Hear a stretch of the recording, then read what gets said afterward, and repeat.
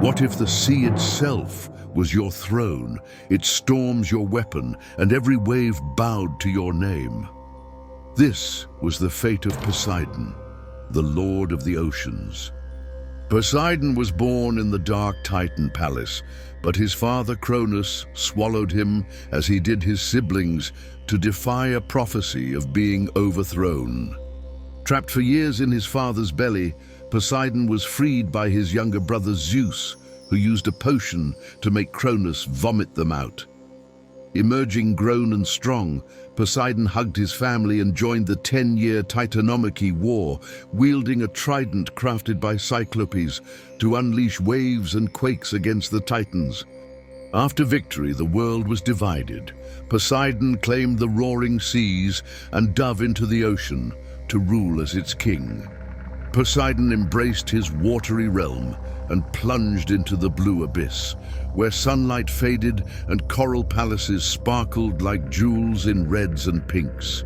Sea creatures, colorful fish, octopuses and sharks swarmed around, bowing to their new king.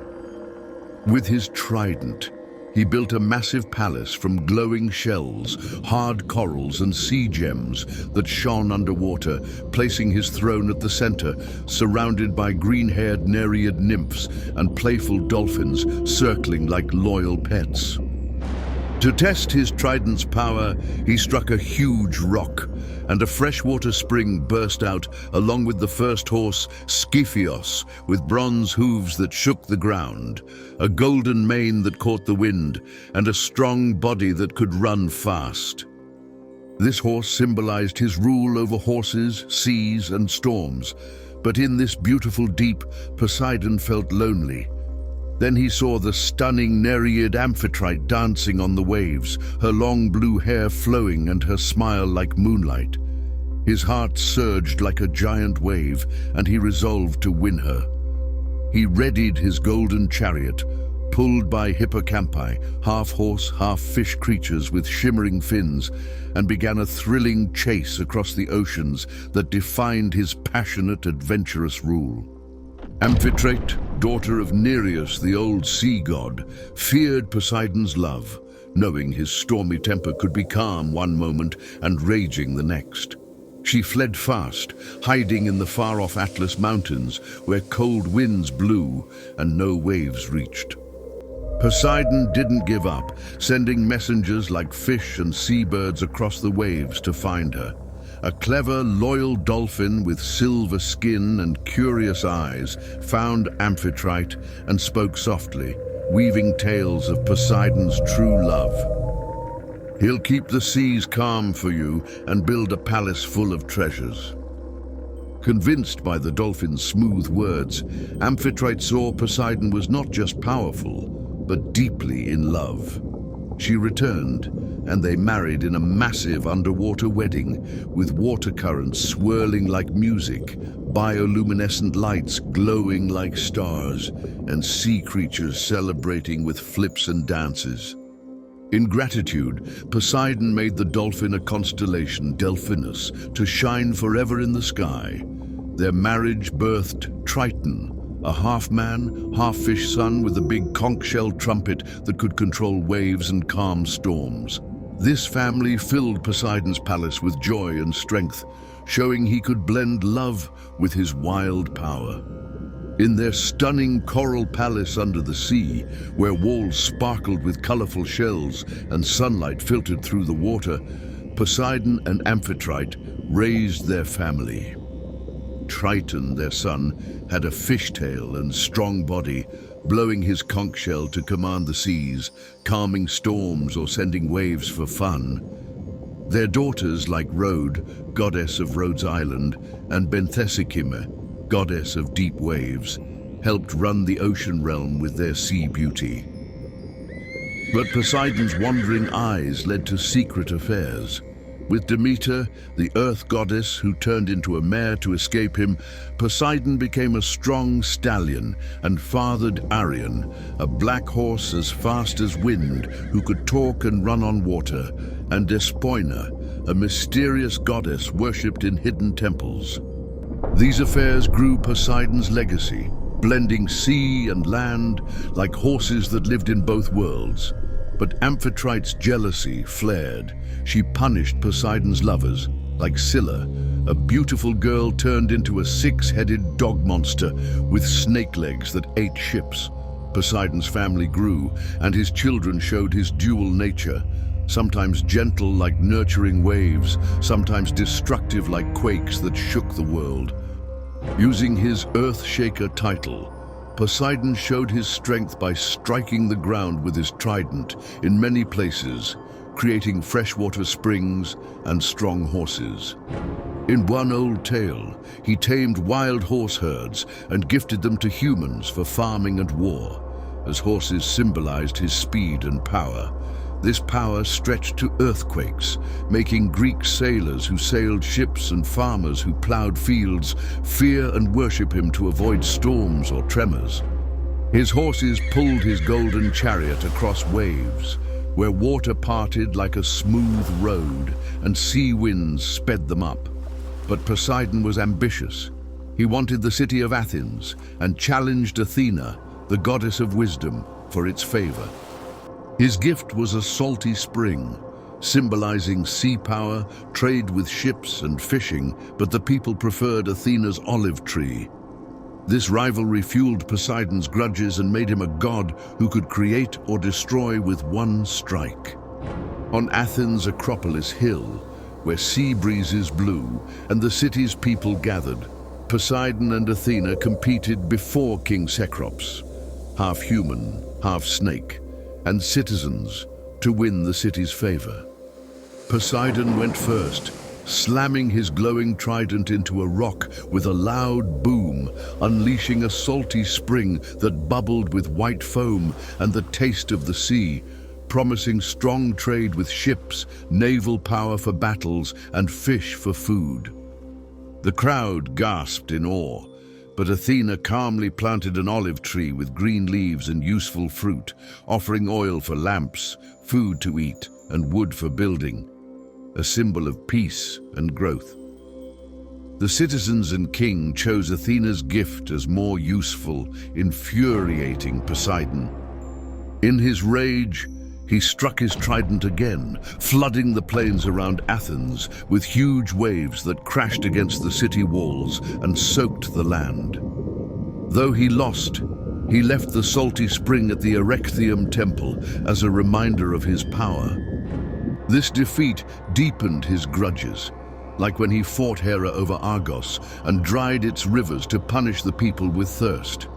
These stories cemented Poseidon's stormy, jealous reputation, showing he could change the world with a single blow. In Athena's temple, with its white columns and beautiful statues, Poseidon's passion got the better of him. He chased Medusa, a young, stunning priestess with long golden hair and green eyes, and lay with her in the sacred temple. Athena was furious that her temple was defiled, so she cursed Medusa, turning her into a terrifying gorgon with living snake hair that hissed venom, sharp teeth, and a gaze that turned people to stone. Medusa hid on a faraway island, but when the hero Perseus, Zeus's son, cut off her head with a sword, Poseidon's children burst out. Pegasus, a white-winged horse with huge wings that could fly and create freshwater springs like Hippocrene with his hooves, and Chrysaor, a strong warrior with a golden sword who later fathered giants. Pegasus flew to the skies, helping heroes like Bellerophon slay monsters, while Chrysaor stayed in darker tales. This secret love showed Poseidon's impulsive desires, weaving stories of romance, divine curses, and heroism into the human world, where his children were both good and dangerous. King Minos of Crete prayed to Poseidon for a sign to prove his kingship. Poseidon sent a magnificent white bull from the deep sea, with golden horns, shiny skin, and calm eyes, meant to be sacrificed to please the god. But Minos found the bull too beautiful and kept it for himself, angering Poseidon. In revenge, Poseidon cursed Queen Persephone with a strange lust for the bull, With help from the clever engineer Daedalus, she built a wooden cow to hide inside and mate with the bull. The result was the Minotaur, a half-man, half-bull monster with a muscular body, sharp horns, wild teeth, and a hunger for human flesh. Minos locked the Minotaur in Daedalus's twisting labyrinth, where paths confused everyone and sent young Athenians each year as food for the beast. Meanwhile, Poseidon fathered Theseus with Aethra, a mortal woman, a strong hero who later killed the Minotaur with a sword, and Ariadne's thread to escape the maze. This tale of divine punishment wove Poseidon's wrath into Crete's dark legends, with his white bull symbolizing untamed power, forbidden love, and massive revenge. Punished by Zeus for plotting against him with Hera and Athena, Poseidon and Apollo were forced to serve King Laomedon of Troy for a year. Poseidon used his earth-shaking power to build Troy's huge, unbreakable walls from massive stones that even gods couldn't crack, with tall towers and iron gates to keep the city safe. Apollo played music to cheer the workers. But Laomedon betrayed them, refusing to pay the promised gold. Furious, Poseidon sent a giant sea monster with sharp teeth and long tentacles to attack Troy's shores, smashing ships and eating people, forcing the king to offer his daughter as a sacrifice. The hero Heracles came and killed the monster with poisoned arrows, but Poseidon's grudge stayed. Years later, in the Great Trojan War, Poseidon sided with the Greeks because he hated Laomedon, shaking the walls he'd built with earthquakes and sending waves to drown Trojans, destroying the city. This revenge paid back Laomedon's betrayal and showed Poseidon could destroy what he created. Poseidon's son Polyphemus, a giant cyclops with one eye and a big appetite, trapped the Greek hero Odysseus and his men in his cave, eating several of them alive. Clever Odysseus got Polyphemus drunk with wine and blinded his eye with a sharp stick to escape. Polyphemus screamed and called for his father Poseidon. Enraged at this insult to his son, Poseidon cursed Odysseus with endless storms that broke his ships, wild winds that pushed him far from home, and long delays on his journey back to Ithaca. Giant waves like mountains smashed Odysseus's wooden raft, and monsters like Scylla, with 6 heads that ate men, and Charybdis, a whirlpool that swallowed water, killed his crew, stretching his trip to 10 years. Even when Odysseus reached Ithaca, Poseidon's storms tested him and strengthened his enemies. This rage showed Poseidon's relentless revenge against humans who hurt his family, turning the seas into a dangerous place. Mother Earth Gaia, angry about the Titans' imprisonment, created giants to fight the Olympian gods. In the Gigantomachy War, Poseidon faced the giant polybotes, hurling his trident with a mighty swing to split Kos Island and break off a huge chunk, burying polybotes under Nissyros rock, where his struggles still cause quakes. Poseidon's earthquakes crushed enemies, and his giant waves drowned entire giant armies, helping Zeus win the battle. Other gods like Heracles and Athena helped, but Poseidon's power was key. This fight confirmed his catastrophic strength, with his trident splitting earth and sea, spreading his legend while saving Olympus from danger and showing he could move mountains. Poseidon, drawn to coastal cities, set his sights on Corinth, a bustling hub with busy ports and trading ships, eager to add it to his realm. But Helios, the sun god, also claimed Corinth, wanting his warm light to make the city rich with crops. In a contest judged by the 100-handed giant Briareos, Poseidon struck a rock on Corinth's hills with his trident, unleashing a roaring seawater spring that promised thriving sea trade and abundant fish. Helios offered his golden sunlight to bless the land with fertile fields and fruit orchards. Briareos, a lover of the sea, awarded Corinth to Poseidon. Furious, Helios cursed Poseidon's spring to turn salty and unusable at times. To flex his power, Poseidon expanded Corinth's ports and gifted the city swift horses to aid in wars and trade. He also guided the hero Bellerophon, giving him a magical bridle to tame Pegasus, his son from Medusa, to slay the fire-breathing chimera. This tale cemented Poseidon's influence in Corinth, showing his sea power shown even in rivalry. But Helios's curse reminded everyone that even gods don't always win fully. Caught in another wave of passion, Poseidon pursued Samathe, a stunning nereid with silver hair and eyes sparkling like pearls.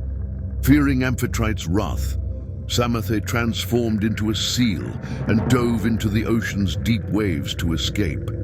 But Poseidon, swift as the tides, caught her and showed his love. From this union, a son named Phocus was born, a skilled sailor with a brave heart who loved the sea. Bitter from the forced love, Samathe cursed Poseidon's other sons, Telamon and Peleus, from a mortal woman, planting jealousy in their hearts. This curse led them to kill Phocus during a hunt out of envy. Poseidon, grieving yet proud of his son, honored Phocus by naming the land of Phocis after him, where sailors worshipped him and built small seaside temples. This tragedy showed Poseidon's fiery love and wrath, causing conflict and sorrow even in his family, and served as a reminder that his power always came with consequences. Poseidon competed with Helios, the sun god, for the city of Corinth, a key trade hub by the sea. He struck the ground, creating a spring to claim the land, while Helios offered sunlight for crops. The giant Briareos, a hecaton Chaira, judged in Poseidon's favor, granting him Corinth. Poseidon blessed the city with ports and ships, making it a sea power. He also guided its hero Bellerophon, gifting him the reins to tame Pegasus, his son from Medusa. Bellerophon rode Pegasus to slay the chimera, a fire-breathing monster, cementing Poseidon's influence in Corinth's heroic legacy and maritime strength. From his deep jewel-covered throne under the sea, trident in hand, Poseidon ruled over all waters and tremors.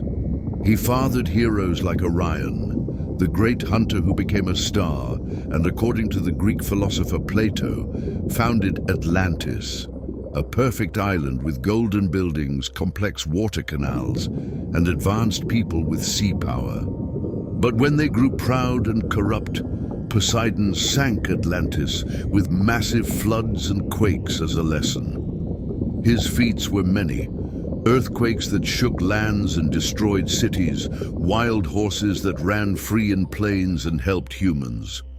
Greeks built temples like Poseidonion at Cape Sunion, offering sacrifices to keep the seas calm. As storms roared, dolphins leaped, and horses galloped, Poseidon remained the ultimate sea king, his epic a timeless tale of rage, creation, and divine rule. Poseidon rules the depths of the sea. Lend your voice to the waves with a like and a comment, and join his eternal legion by subscribing.